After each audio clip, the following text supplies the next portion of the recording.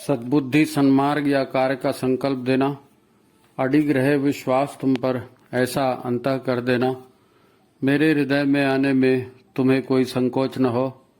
हे गुरुदेव, मुझे नजरों से दूर कभी न होने देना। हे गुरुदेव, मुझे नजरों से दूर कभी न होने देना। नमस्कार, गायत्री चिंतन धारा के इस नए एपिसोड में आपका स्वागत है। आशा है आप स्वस्थ और प्रसन्न होंगे। और आज का एपिसोड भी हमारा इसीलिए है कि हम स्वस्थ और प्रसन्न कैसे रहें, है ना। तो अपन एक इस नए विषय को शुरू करेंगे। हो सकता है इसके कुछ 2-3 एपिसोड या 2-3 अंक अपने को बनाने पड़े। मित्रों, सत्य का कोई विकल्प नहीं होता। सत्य सत्य है और वो सनातन है और वही होता है, उसका कोई अल्टरनेटिव नहीं है। हमारी तकलीफ क्या होती है, हमारा सब कुछ अच्छा हो सकता था पर भगवान ने हमें इतना सामर्थ्य नहीं दिया। हम ऐसा सोचते हैं कि हमारा भी तो सब अच्छा हो सकता था, भगवान ने हमको इतना दिया नहीं है। दोस्त या रिश्तेदार दिए थे पर वे तो हमें ही ठगने की कोशिश करते हैं। हमारी जानकारी नहीं होती, हमारे पास धन नहीं होता, हमारा शरीर साथ नहीं देता, हमारे पास समय नहीं होता, आदि आदि बहुत सारी तकलीफें हमारी रहती हैं। और इसमें जीवन पूरी तरह से अस्त व्यस्त हो जाता है। क्या करें, कैसे करें, कुछ समझ में नहीं आता। अच्छा, सब कुछ अच्छा होते भी रहता है तब कोई ना कोई आकर काम बिगाड़ देता है नहीं। लोग अमीर हों, गरीब हों, गृहस्थ हों, सामाजिक हों, सभी का हाल एक जैसा है। जीवन से ज्यादा महत्वपूर्ण तो कुछ है नहीं, है ना। देखो, व्यापक रूप से देखें तो सारा संसार ही लाइव है, जीवंत। सारा संसार लाइव है, लाइव, जीवंत, एक ही बात है। यदि हम अपने आप को एक बॉडी के रूप में देखते हैं, एक शरीर के रूप में देखते हैं, तो एक पूरा संसार हम अपने शरीर के बाहर देखते हैं, तो एक और संसार हमारे शरीर के भीतर भी हमारा अपना बनाया हुआ रहता है। हर व्यक्ति के भीतर उसका अपना संसार है। बाहर का संसार सबके लिए एक जैसा है, लेकिन भीतर उसने अपना एक अलग संसार बना कर रखा। हर व्यक्ति का एक अपना संसार है। दोनों ही संसार जीवंत हैं और दोनों ही संसार गतिमान हैं और सतत सक्रिय हैं, सतत सक्रिय। बाहर के संसार में और हमारे भीतर के संसार में भी अनेक शक्तिशाली केंद्र हैं, ऐसा अनुभव में आता है। बाहर बहुत सारे पावर सेंटर हैं, हमारे अंदर भी बहुत सारे पावर सेंटर हैं। हम नहीं थे तो भी ये संसार था और हम नहीं भी रहेंगे तो भी ये संसार तो रहेगा। हमको भीतरी या बाहरी संसार से कोई लेना देना नहीं होता। हमें तो बस अपनी खुशियों और अपने दुखों से ही मतलब होता है। परंतु हमारे ध्यान न देने से सच तो सच ही रहेगा ना। सच तो सच ही रहेगा, सच का कोई विकल्प तो है नहीं। आप सोचे हमने ऐसा सोच लिया तो सच बदल जाएगा, नहीं, सत्य तो नहीं बदल सकता। बात इतनी ही है कि यदि जीवन को बिखरने से, दुखों से बचाना है तो इस जीवन के सिस्टम को समझना पड़ेगा। यानी जीवन के सिस्टम को समझेंगे तो दुख और मुसीबतों से बचेंगे। तभी तो हम अपने सिस्टम को संभाल सकेंगे, दुख के गड्ढे में खुद को गिरने से बचा सकेंगे, है नहीं। तब आइए आराम से समझते हैं कि ये जीवन का सिस्टम माने क्या, है नहीं। जीवन का सिस्टम माने क्या। अच्छा, लाइफ या जीवन एक व्यवस्थित सिस्टम है, व्यवस्थित साइंटिफिक सिस्टम है लाइफ माने। चाहे भीतर का हो चाहे बाहर का हो, दोनों सिस्टम, है नहीं। अनेक स्थूल और सूक्ष्म सिस्टम इस संसार में हैं, हमारे भीतर और बाहर भी। और ये सारे सिस्टम ऑटोमेटिकली काम कर रहे हैं। इसको कोई गवर्न नहीं करता, इसको कोई चलाता नहीं, ये खुद ब खुद चल रहे हैं, स्वचालित सारे सिस्टम। जब हमें कुछ मिलता है तो हम खुश होते हैं, हमें अच्छा लगता है, हम कोई भी प्रश्न नहीं करते, कि ऐसा क्यों हो गया। परंतु जब चोट लगती है, जब कुछ खो जाता है, जब कुछ दर्द हो जाता है, तकलीफ हो जाती है, तब हम सोचने लगते हैं कि मेरे साथ ये क्या हो रहा है और क्यों हो रहा है, जबकि सब कुछ विधि के विधान से होता है। सिस्टम ऑटोमेटिक है, कोई किसी पर अन्याय अत्याचार नहीं करता, सारे सिस्टम खुद ब खुद काम कर रहे, चाहे बाहर के हो चाहे भीतर के हो शरीर के। सब कुछ कर्मों के संस्कारों का खेल है, कर्मों के संस्कारों का खेल। तो इस वीडियो में, इस श्रृंखला वीडियो की ये जो श्रृंखला है, इसमें हम ये सब देखेंगे कि जीवन क्या है, कर्म के संस्कार क्या हैं, हमारे लाइफ में दुख और सुख क्यों आते हैं, कैसे उसको हम दूर कर सकते हैं और एक व्यवस्थित जीवन जी सकते हैं। तो बड़ा महत्वपूर्ण विषय होने वाला है। ये सब आप चैनल को लाइक करके सब्सक्राइब कर लें, है ना। हम आपको ऐसे ही जानकारी भरे वीडियो देते आए हैं, आप भी इन्हें शेयर करिए और जन जन तक पहुंचाने में हमारी मदद करिए। तो ठीक है, इस बात को हम शुरू करते हैं एक छोटी सी कहानी से। एक छोटी सी सत्य घटना है, शायद आपने सुनी भी होगी। ये जीवन को हम समझ रहे हैं, लाइफ को, है ना, लाइफ को समझने की कोशिश कर रहे हैं कि लाइफ है क्या। तो एक घटना से इसकी शुरुआत करते हैं। आपने पढ़ा होगा, सुना होगा, या नहीं तो हम आपको बता रहे हैं कि भगवान कृष्ण हुए थे और भगवान कृष्ण को जन्म दिया था देवकी ने और उनको पाला था यशोदा ने, है ना। और वो यशोदा के यहाँ पले और देवकी और वसुदेव उनके माता पिता जेल में रहे। अब कृष्ण जी उधर बड़े होते गए और 14 वर्ष के जब वो हुए तब उन्होंने डायरेक्ट कंस से पंगा लिया। और कंस ने मल्ल युद्ध रखा था, कुश्ती का, मरने मारने वाला। तो उसमें भाग लेने के लिए वो वहां जाते हैं। फिर आप कहानी जानते हैं, उन्होंने कंस को मारा और कंस को मारने के बाद में वो अपने माता पिता को छुड़ाने के लिए कारागार में गए, जेल में गए।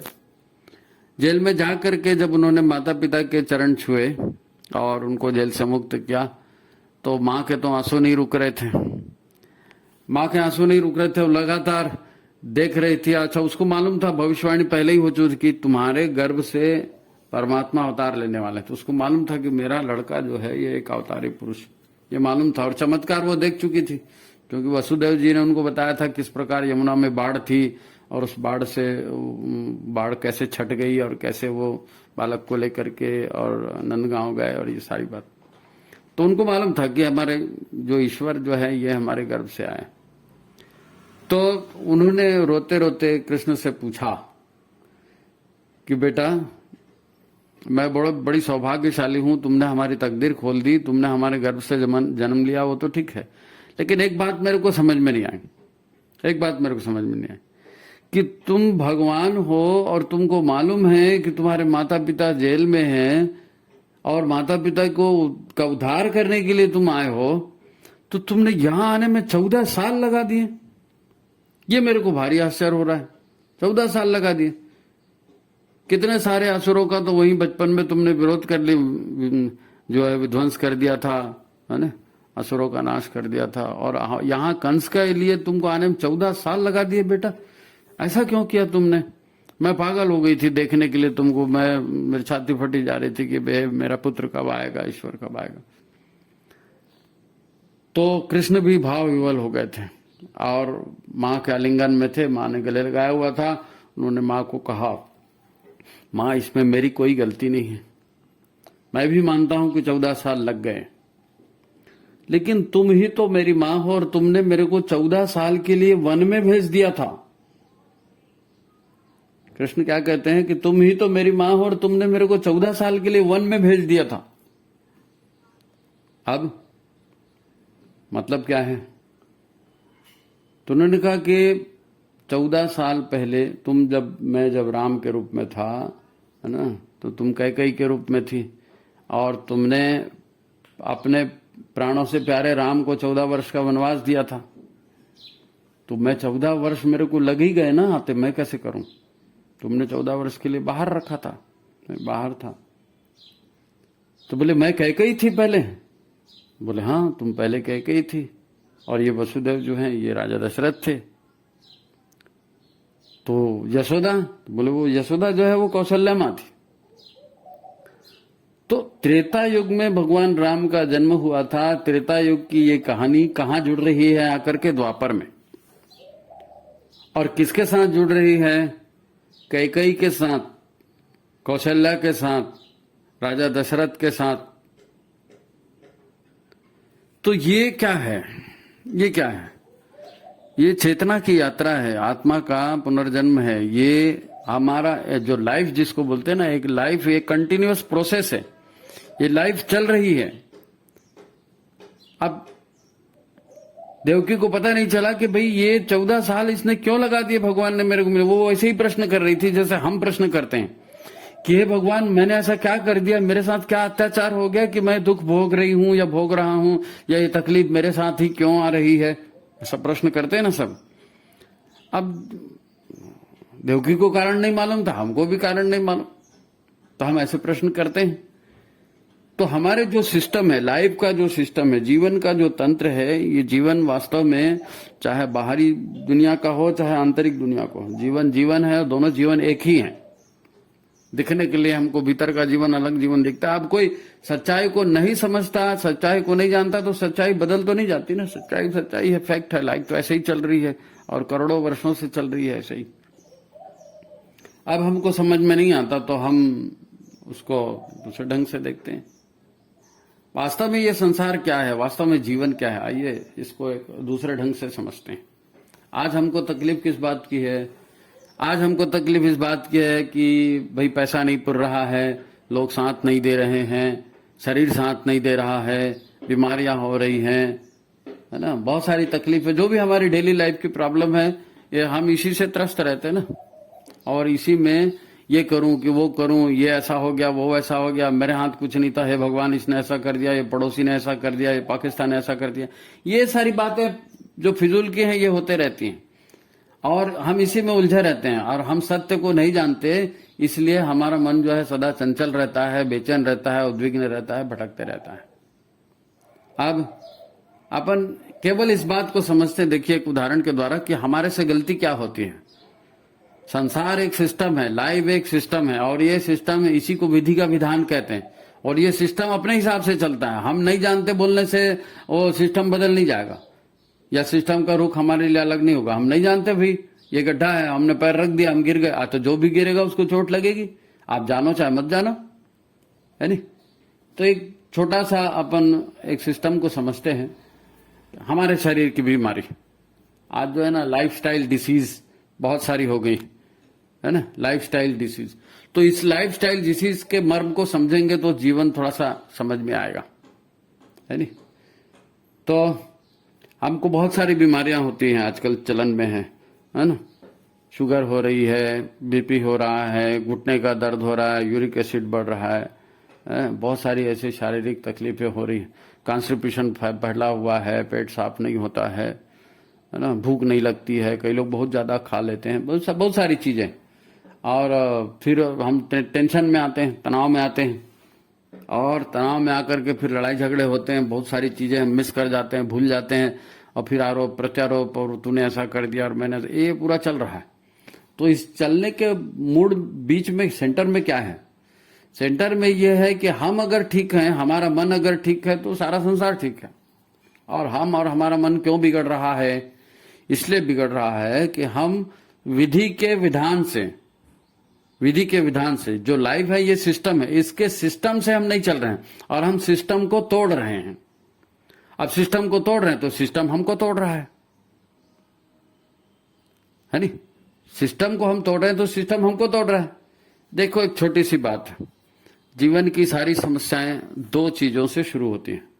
एक तो ये कि हम पेट में अनाप शनाप चीजें डालते रहते हैं और वो विकार उत्पन्न करती हैं, और दूसरी ये कि हम दिमाग में अनाप शनाप चीजें डालते हैं और वो दिमाग भी विकार पैदा करता है।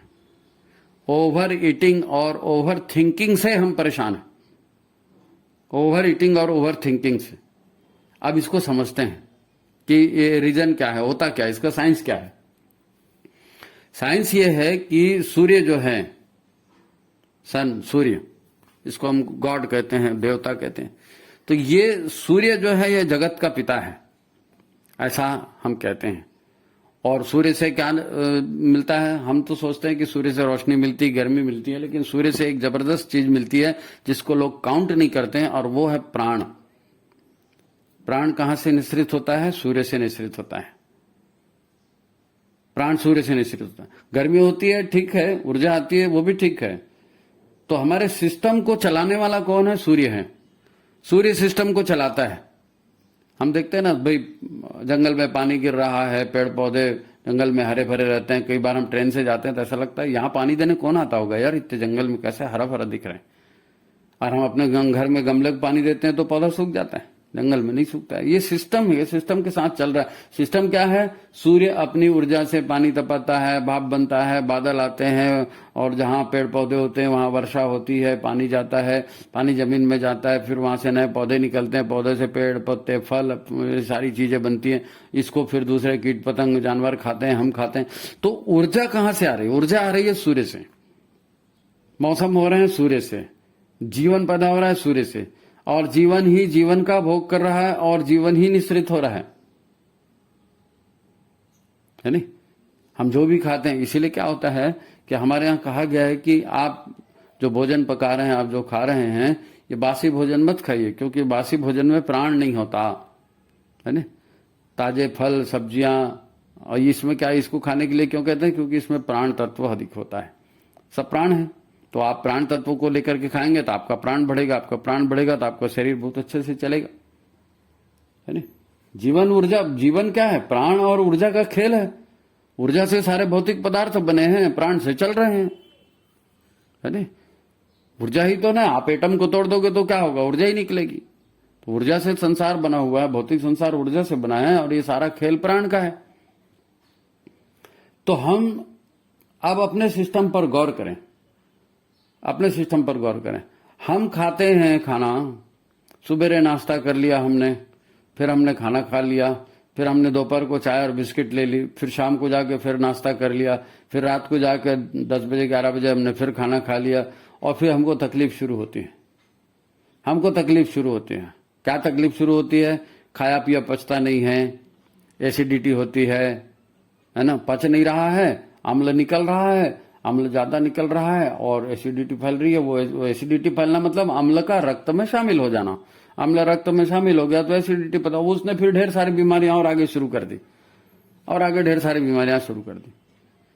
सिस्टम क्या है? सिस्टम ये है कि हम खाना खाते हैं, वो हमारे शरीर रूपी यंत्र को चलाने के लिए ईंधन है। हमारा भोजन क्या है? शरीर रूपी यंत्र को चलाने के लिए एक ईंधन है।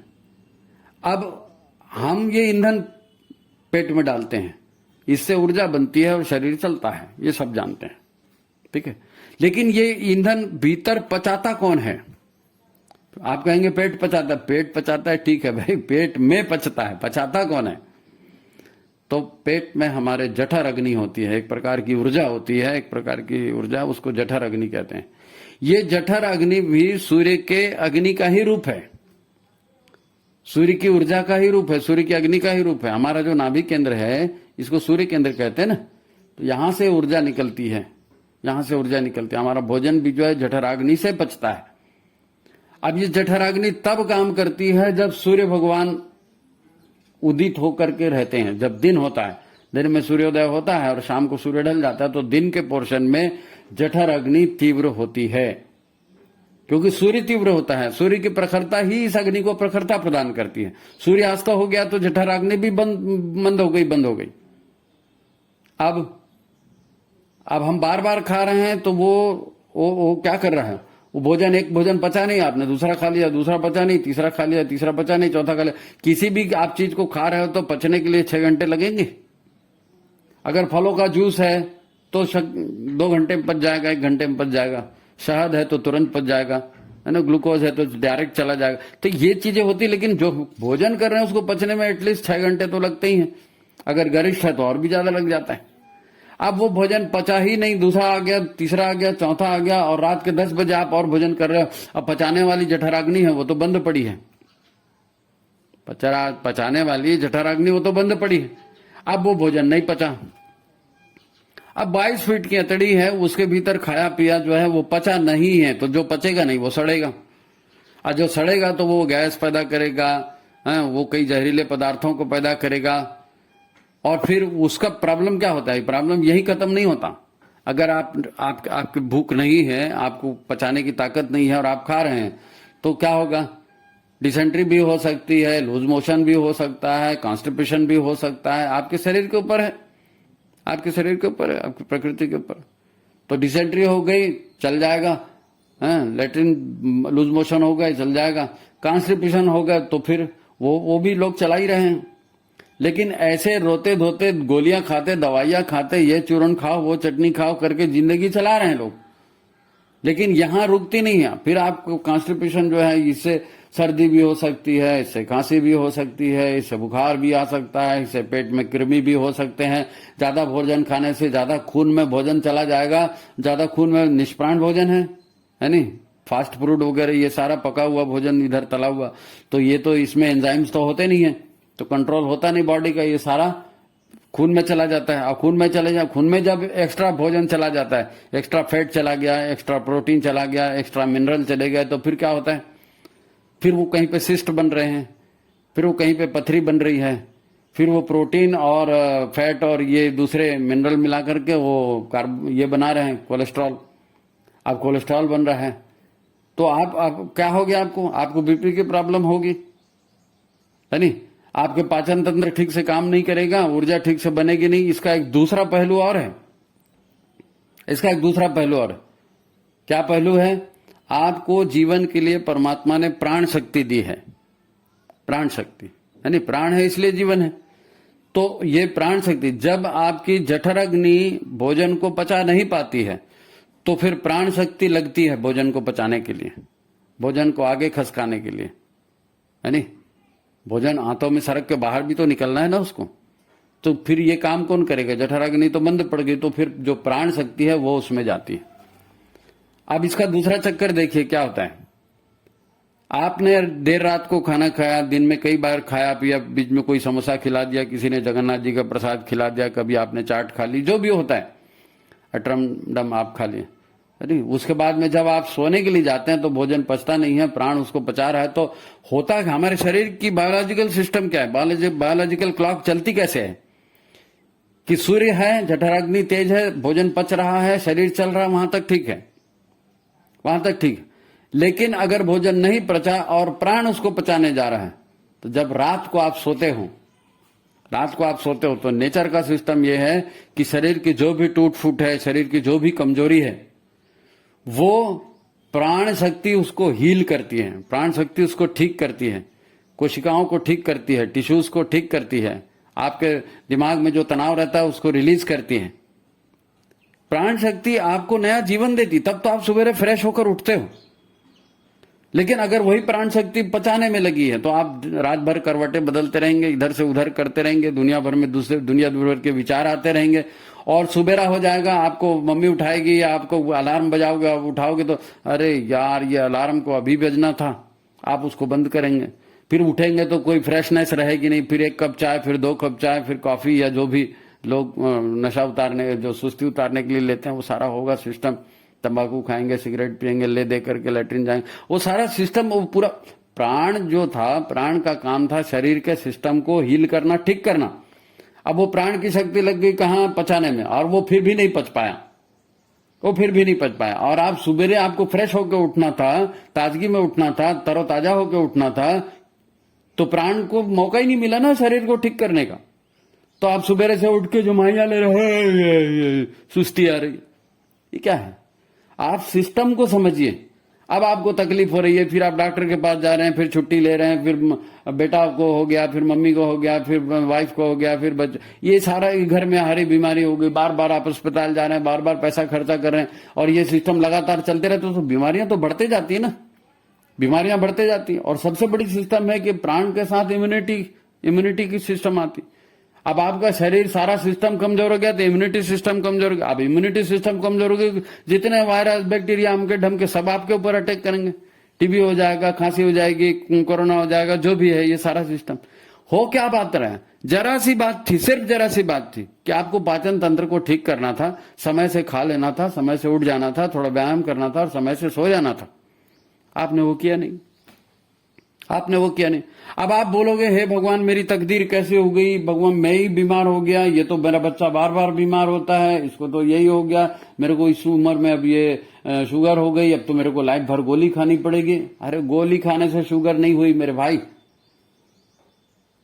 सिस्टम को आपने खराब कर दिया है। सिस्टम सिस्टम को बनाता है, सिस्टम सिस्टम को खराब करता है। लाइफ का एक सिस्टम है, लाइफ का एक सिस्टम है, और ये लाइफ का सिस्टम कर्म के ऊपर आधारित है।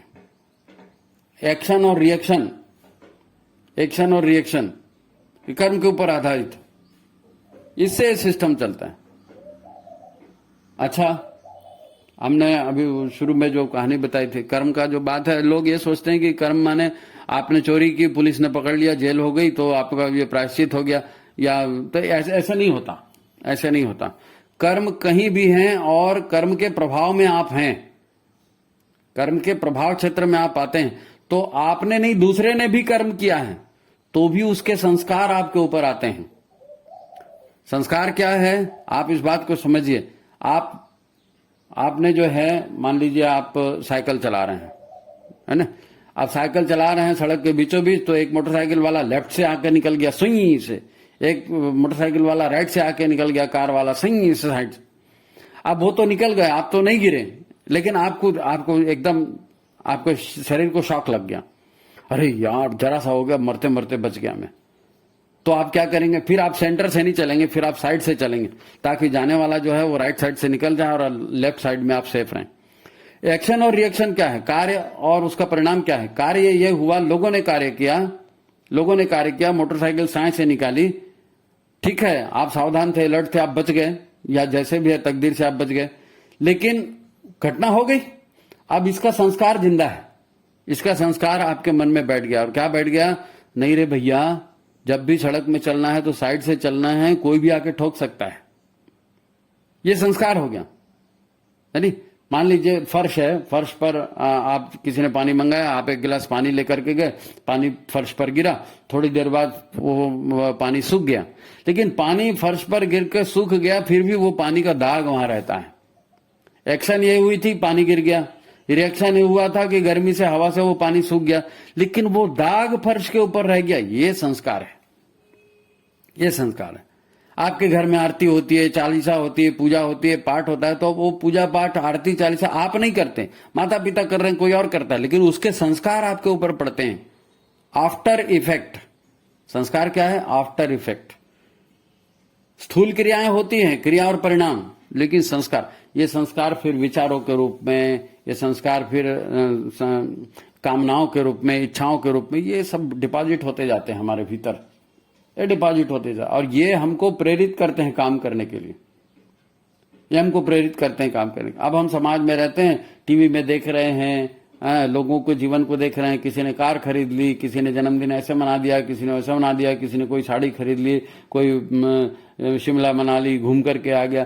तो ये सारी किया लोगों ने, ये लोगों ने काम किए, लेकिन आप इसको देख रहे हैं तो आंखों से, कानों से ये सारी चीजें आपके अंदर एंटर कर रही हैं, और आपके अंदर एंटर करके ये अपनी इमेज छोड़ रही है, वहां पे इमेज छोड़ रही है, आपके संस्कार बन। तो जब भी आपको मौका मिलेगा, अरे यार वो मनाली गया था, चलो हम भी चलते हैं, अरे यार उसने कार खरीदी थी, चलो हम भी खरीदते हैं। आपके भीतर में वो कामनाएं कहां से जागृत हुई, बाहर का इनपुट। दो तरह के इनपुट हैं, एक इनपुट वो है जो आप भोजन के द्वारा अपने शरीर में ले रहे हैं, पानी, शरबत, खाना, ये, और एक इनपुट वो है जो आप अपनी आंखों से ले रहे हैं, अपने कानों से ले रहे हैं, अपने दिमाग से ले रहे हैं, है ना, और त्वचा से ले रहे हैं, और किताब पढ़ के ले रहे हैं, जितनी चीजें हैं उन सब से आप कुछ न कुछ अपने भीतर ले रहे हैं, संस्कार के रूप में जा रहा है वो। तो ये सारी सूक्ष्म शक्तियां हैं। प्राण एक सूक्ष्म शक्ति है, संस्कार एक सूक्ष्म शक्ति है ना। हम जीवन की बात कर रहे थे ना, कि जीवन को बिखरने से बचाना, तो जीवन को बिखरने से बचाना। अब एक बार जीवन कैकेयी ने अपना बिखेर दिया, भगवान राम को जंगल भेज दिया, है नहीं, 14 साल के लिए वन में भेज दिया, तो द्वापर में आकर उसको भुगतना पड़ा देवकी के रूप में कि 14 साल वो संस्कार थे उसके भीतर में पड़े थे, वो संस्कार निश्रित हुए। अनेक अवतारों के, अनेक महापुरुषों के ऐसे ही आपको मिलेंगे जन्म जन्मांतर के, क्योंकि ये हम भले जन्म को माने या ना माने, लेकिन वो तो सत्य है। वो सत्य है। क्या सत्य है? कि एनर्जी का लॉस कहीं नहीं होता, चेतना ही है। दुनिया में क्या है? दो ही चीजें अपन बताए ना, एक है ऊर्जा और एक है चेतना। तो ऊर्जा का कभी नष्ट नहीं होता। आप शरीर में है तो शरीर कभी 1.5 किलो का 2 किलो का था, फिर 10 किलो का हुआ, फिर 50 किलो का हुआ, पहले स्वस्थ था, फिर बूढ़ा हुआ, फिर मर गया। कभी आप दूसरे रूप में आए, कभी तीसरे रूप में आए, कभी चौथे रूप में आए। तो शरीर हम बदलते रहते हैं। शरीर क्या है? शरीर कुछ है थोड़ी जी। ये जो खाया पिया है वही तो शरीर है। आप अनाज खा रहे हो, बकरा खा रहे हो, मुर्गी खा रहे हो, पानी पी रहे हो, दारू पी रहे हो, जो भी, इसी से तो शरीर बना है। इसी से मन बने हैं, इसी से भावनाएं बनी है, इसी से विचार बने हैं, है ना। जैसा खाए अन्न वैसा बने मन। अब फिर जैसे मन बन रहा है वैसे संकल्प, वैसे विचार आ रहे हैं, आप वैसे ही कर रहे हैं। आपको लगता है मैंने गलत क्या किया जी? सब तो ऐसे ही कर रहे हैं, लेकिन सब जो कर रहे हैं वो भुगत रहे हैं। अब आपको भुगतने का सिस्टम नहीं मालूम ना। आप हमेशा यही सोचते हो कि मेरे ही साथ ऐसा क्यों हुआ। तो एक तो यह है कि जीवन एक अनंत यात्रा है।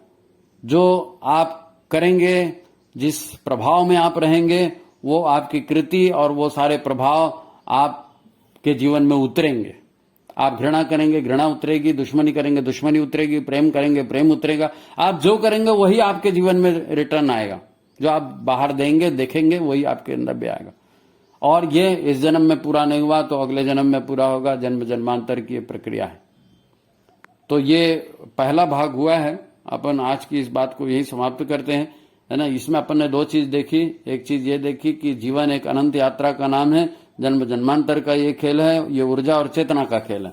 और दूसरी बात ये देखी कि हर तकलीफ के पीछे कोई न कोई कारण होता है, बिना कारण के कुछ नहीं होता। और अगर आपको उस तकलीफ को दूर करना है तो उस कारण तक पहुंचना पड़ेगा और उस कारण को दुख दूर करना पड़ेगा। कोई भगवान आपका दुश्मन नहीं है, कोई पड़ोसी आपका दुश्मन नहीं है, कोई माँ बाप आपके दुश्मन नहीं है, कोई दुश्मन आपका नहीं। कोई आपसे दुश्मनी क्यों करेगा? जो कुछ मिल रहा है ये आपके क्रिया का ही परिणाम है। तो ये दो चीजों को अपन ध्यान में रखें। बाकी बात जो है अपन अगले एपिसोड में करेंगे। ठीक है मित्रों, आपको अच्छा लगे तो इसको जरूर लाइक करिए, शेयर करिए, चैनल को सब्सक्राइब करिए। बड़ी अच्छी बातें हैं, जीवन उपयोगी बातें हैं। आप अपने जीवन को बेहतर बना सकते हैं, है ना। तो ये लाइक शेयर करना, ये काम आप करिए, अपन इस आंदोलन को आगे बढ़ाएंगे। ठीक है, तो आज की बात यही समाप्त करते हैं। सभी को नमस्कार। अगला अंक आप जरूर देखिए, सुनिए, उसमें और बेहतरीन चीज आपको पता चलेगी। ठीक है, प्रणाम।